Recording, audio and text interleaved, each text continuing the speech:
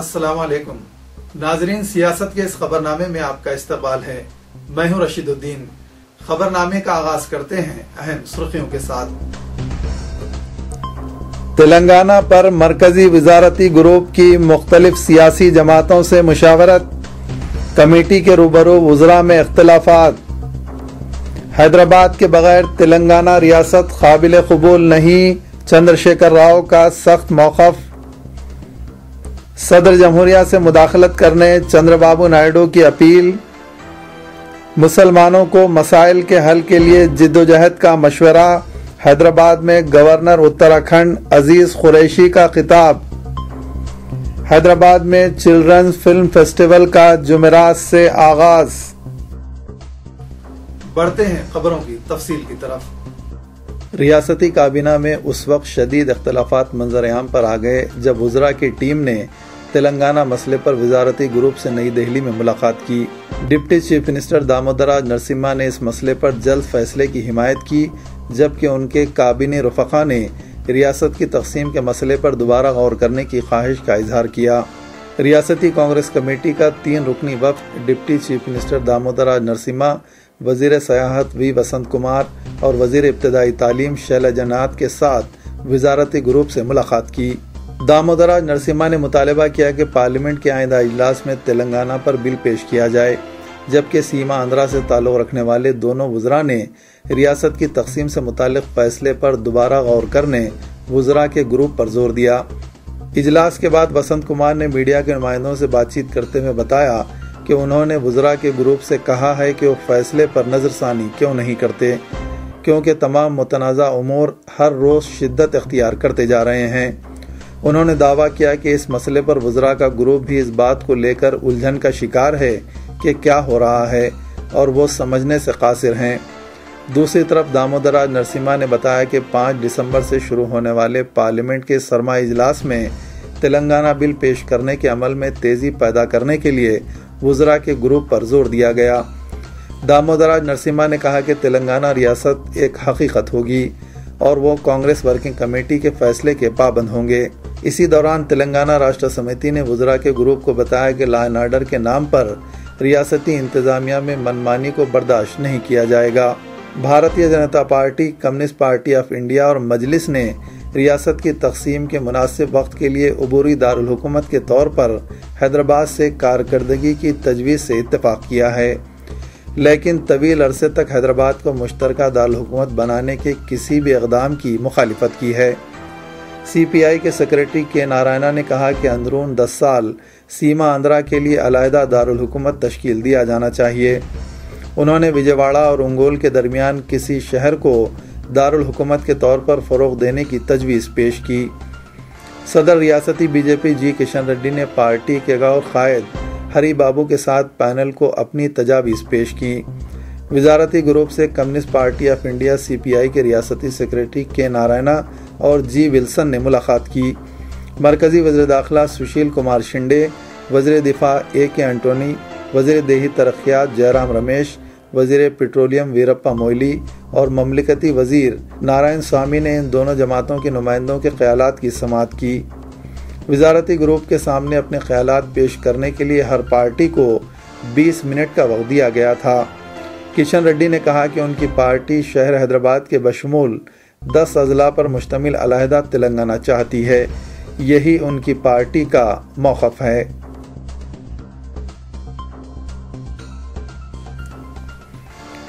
सदर TRS के चंद्रशेखर राव ने कहा है कि तेलंगाना अवाम शहर हैदराबाद के बगैर तेलंगाना रियासत को कबूल नहीं करेंगे।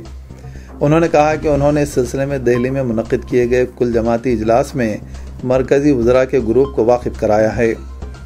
KCR ने कहा कि TRS की जानिब से कुल जमाती इजलास के शुरका को 6 सफ़ात पर मुश्तमिल तजावीज़ और मुतालबात पर मबनी याददाश्त हवाले की गई।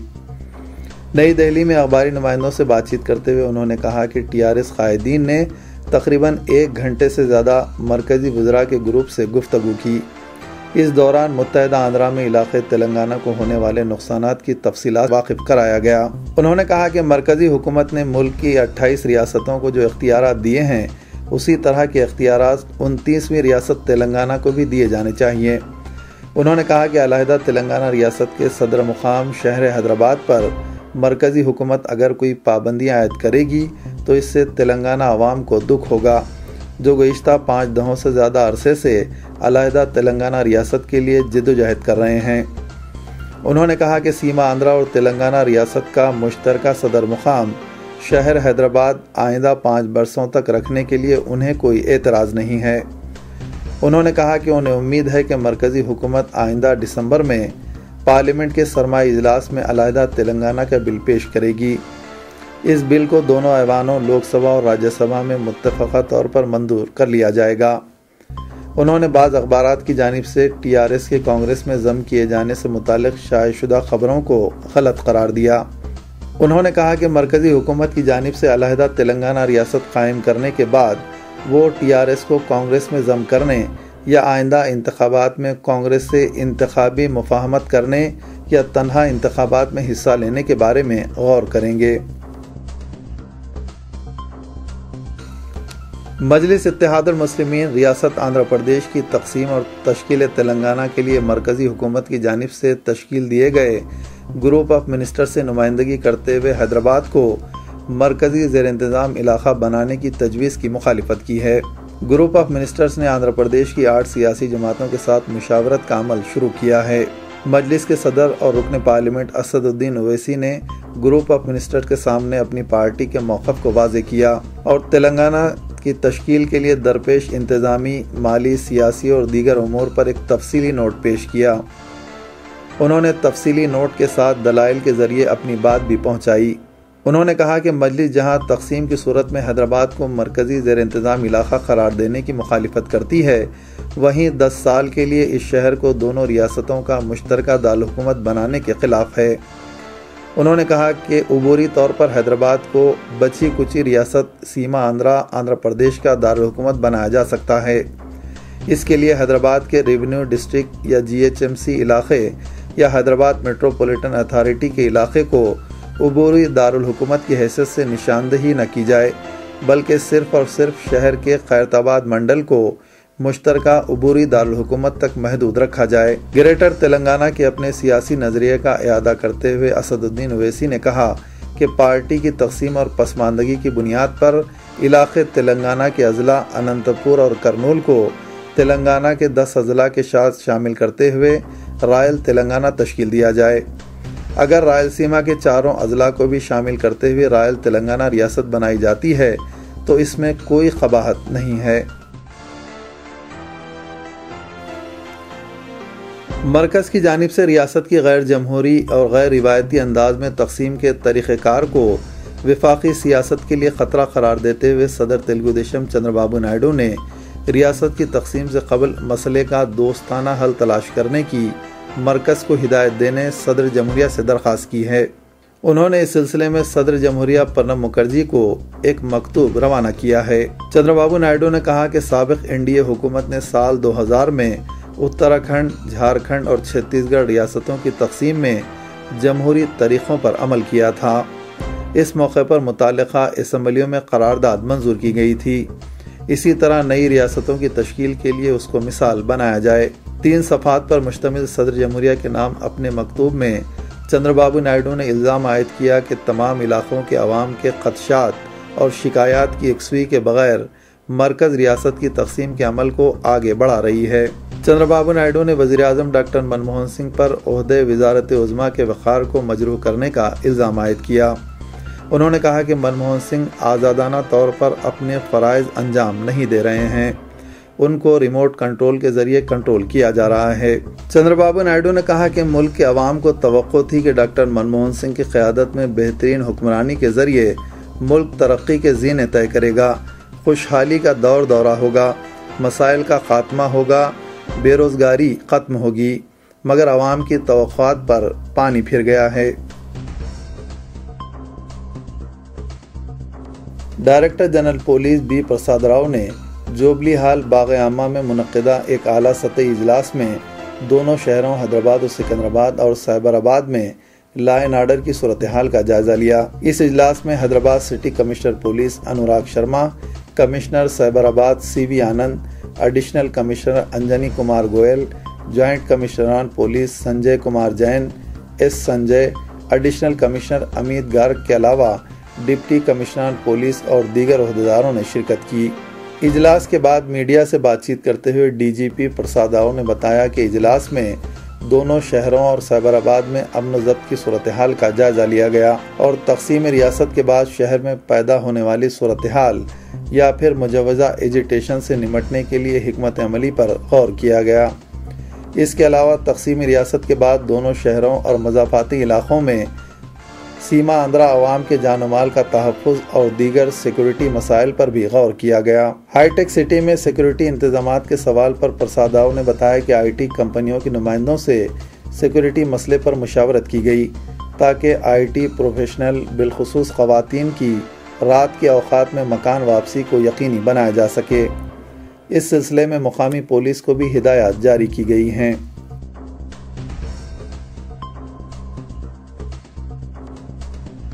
حیدرآباد کے اطراف کئی کروڑ روپے لاگتی بڑے ترقیاتی پروجیکٹس کے لیے حیدرآباد میٹروپولیٹن ڈیولپمنٹ اتھارٹی کے منصوبوں کو قطعیت دی گئی ہے۔ آندھرا پردیش کی مجوزہ تقسیم کے بعد شہر کے موقف پر جاری تنازع کے باوجود چیف منسٹر کرن کمار ریڈی نے حیدرآباد کے لیے ترقیاتی پروجیکٹس کو منظوری دی ہے۔ حکومت نے میٹروپولیٹن ڈیولپمنٹ پلان 2031 کو بھی منظور کیا، جس کا مقصد حیدرآباد کے اطراف واقع 4 اضلاع کے بشمول 5985 مربع کلومیٹر تک کے علاقے میں کئی ترقیاتی کاموں کو انجام دینا ہے۔ چیف منسٹر کرن کمار ریڈی کی زیر قیادت HMDA کے اعلیٰ سطحی اجلاس میں حیدرآباد ہیبیٹیٹڈ سینٹر ڈیولپمنٹ کو منظوری دی گئی۔ 134 کروڑ روپے کی لاگت سے اس پروجیکٹ کو نئی دہلی میں انڈیا ہیبیٹیٹڈ سینٹر کے خطوط پر ترقی دی جائے گی۔ حیدرآباد کے مضافات میں واقع خانہ میٹ کی 11 ایکڑ اراضی پر مختلف پروجیکٹس کو منظوری دی گئی ہے۔ چیف منسٹر کے دفتر سے جاری پریس ریلیز میں بتایا گیا ہے کہ ان پروجیکٹس پر عمل آوری، انتظامیہ اور دیگر امور کی نشاندہی کے لیے خصوصی سوسائٹی تشکیل دی جائے گی۔ اس کے لیے تفصیلی رپورٹ تیار کی جا رہی ہے۔ دوسرا سب سے بڑا پروجیکٹ بدویل پر 83 ایکڑ اراضی کی سائنس سٹی کے طور پر ترقی دی جائے گی، جس کی لاگت 160 کروڑ روپے ہوگی، جہاں پر space station, earth pollution energy park, IMAX 90 virtual reality, مستقبل کی ٹیکنالوجی اور شاندار کارکردگی کے حامل مراکز کو قائم کیا جائے گا۔ گورنر اتراکھنڈ عزیز قریشی نے مسلمانوں کی حالت اظہار کے لیے خود مسلمانوں اور ان کے قائدین کو ذمہ دار قرار دیا۔ سیکریٹری آل انڈیا مائنارٹی فورم و سیکریٹری پردیش کانگریس جابر پٹیل کی جانب سے منعقدہ ایک تقریب میں وہ خطاب کر رہے تھے۔ سابق ریاستی وزیر آصف پاشا نے تقریب کی صدارت کی۔ اس موقع پر صدر نشین قانون ساز کونسل ڈاکٹر چکرپانی، ریاستی وزیر انڈومنٹ پی رام چندریا، کانگریس کے رکن قانون ساز کونسل محمد فاروق حسین، صدر نشین سٹوین مقصود احمد، چیف ایڈیٹر رہنمائے دکن جناب سید وقار الدین، نیوز ایڈیٹر روزنامہ سیاست جناب عامر علی خان، جسٹس اسماعیل، میجر قادری اور دوسروں نے شرکت کی۔ گورنر اتراکھنڈ عزیز قریشی نے کہا کہ ملک میں سیکولرزم اور فرقہ پرستی ایک دوسرے سے ٹکرا رہے ہیں، لیکن ہندوستان ایک سیکولر ملک ہے۔ ہندوستانی دستور سازوں نے پڑوسی ملک پاکستان میں اسلامی مملکت قائم کرنے کے باوجود ہندوستان میں ہندو ملک کے دباؤ کو نظر انداز کرتے ہوئے ملک کو سیکولر ملک قرار دیا، جس میں جواہر لال نہرو، گاندھی جی اور دیگر قائدین نے اہم رول ادا کیا ہے۔ انہوں نے کہا کہ ملک میں ہر شخص کو اپنے اپنے مذہب کے اعتبار سے عبادت کی مکمل آزادی ہے، تاہم آج ملک میں مسلمانوں کی جو حالت زار ہے، اس کے لیے خود مسلمان اور مسلم قائدین ذمہ دار ہیں۔ انہوں نے کہا کہ مسلمانوں کو اپنے حقوق کے لیے جھولی پھیلا کر بھیک مانگنے سے بہتر ہے کہ وہ خود کو فنا کر دیں۔ چند قائدین اپنے مفادات کے لیے پوری قوم کا سودا کر رہے ہیں، تاہم مسلمانوں کو اپنے مسائل حل کرنے کے لیے جد و جہد کی ضرورت ہے۔ اگر ریاستی حکومت نے مسلمانوں کو تحفظات دیا ہے تو یہ کوئی احسان نہیں ہے، یہ حکومت کی ذمہ داری ہے۔ جناب عامر علی خان نے کہا کہ مسلمانوں کو سب سے پہلے آپس میں اتحاد پیدا کرنے اور اپنی طاقت کو سمجھنے کی ضرورت ہے۔ اس کے علاوہ اپنے حقوق طلب کرنے میں ڈرنے یا گھبرانے کی ضرورت نہیں۔ انہوں نے کہا کہ وقف جائیدادیں مسلمانوں کا اثاثہ ہیں، ان کا صحیح استعمال مسلمانوں کی زندگیوں میں نیا انقلاب برپا کر سکتا ہے۔ عامر علی خان نے کہا کہ بہت جلد علیحدہ تلنگانہ ریاست تشکیل پائے گی، جس کے بعد ریاست تلنگانہ میں مسلمانوں کی آبادی کا تناسب بڑھ جائے گا۔ انہوں نے مسلمانوں کو اپنے حقوق منوانے اور مسائل کی یکسوئی کے لیے جماعتی وابستگی سے بالاتر ہو کر جدوجہد کرنے کا مشورہ دیا۔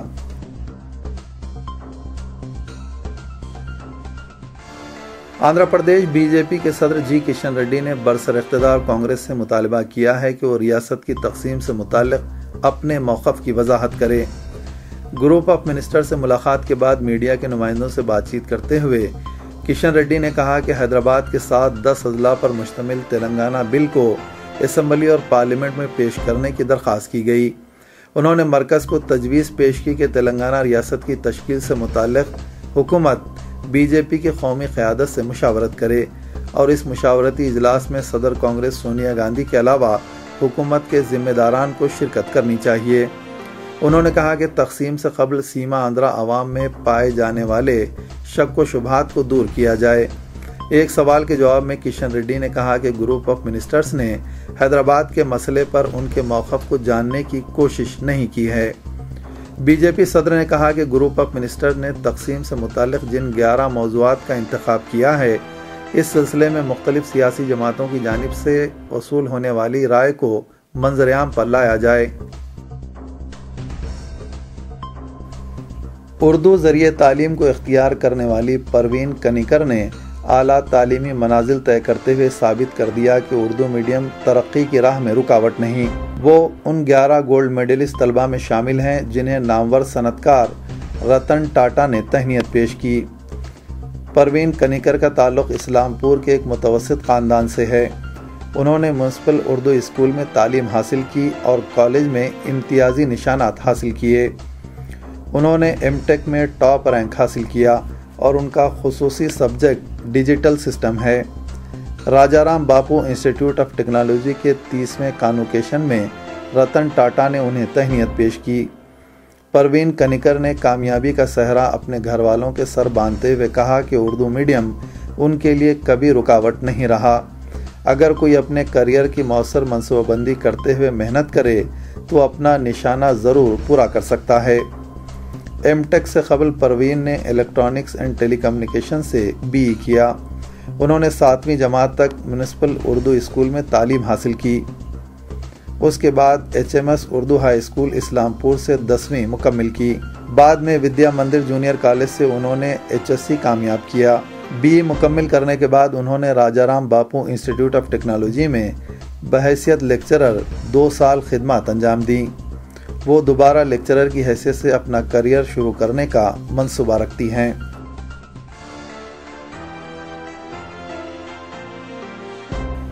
ریاستی وزیر اطلاعات و تعلقات عامہ ڈی کے ارونا نے کہا کہ آندھرا پردیش حکومت ایسے فلم سازوں کو آگے بڑھانے کے لیے ہمیشہ تیار رہے گی جو تمام عمر کے بچوں کی ذہنی و جسمانی ترقی کو مد نظر رکھتے ہوئے معیاری فلمیں بنائیں گے۔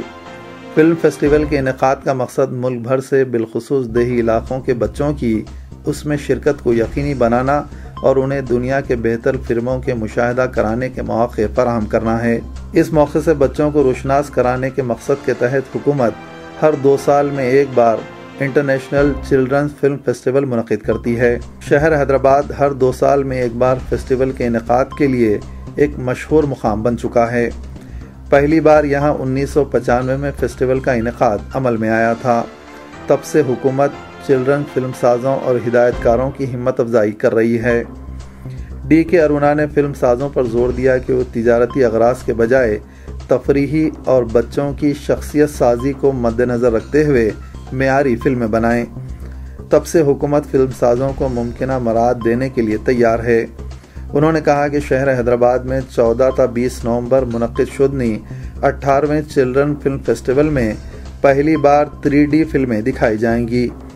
ملک کے مختلف مقامات بالخصوص ریاست کے دیہی علاقوں سے اس فیسٹیول میں شرکت کرنے والے بچوں کی صحت، سیکیورٹی، علاج معالجہ اور حمل و نقل کے نقائص سے پاک انتظامات کیے جائیں گے۔ ان تمام بچوں کو 3 اسٹار ہوٹلوں میں ٹھہرایا جائے گا جو اب تک پہلا اور منفرد تجربہ ہے۔ اس فیسٹیول کی خاص بات یہ رہے گی کہ اس فیسٹیول کے لیے ہر ضلع سے 5 بچوں کا انتخاب کیا جائے گا اور روزانہ 2 بچوں کو تہنیت پیش کی جائے گی۔ حکومت اس فیسٹیول کے کامیاب انصرام کے لیے کوئی کسر نہیں چھوڑے گی اور اس کی